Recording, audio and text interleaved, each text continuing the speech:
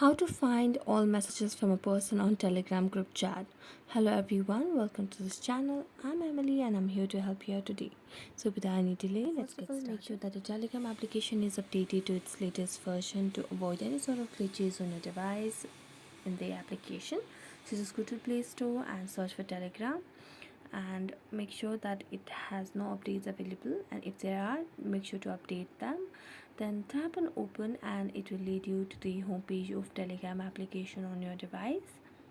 Now you can choose any group chat that you want. Here I'm choosing randomly any chat I have.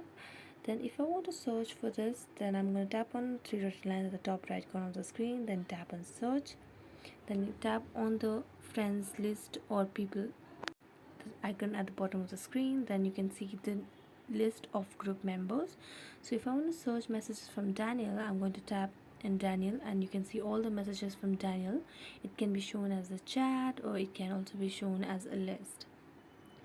So thank you so much for watching this video. If you enjoyed it, don't forget to like, subscribe and hit the bell notification for more updates. That's it for today and see you next time.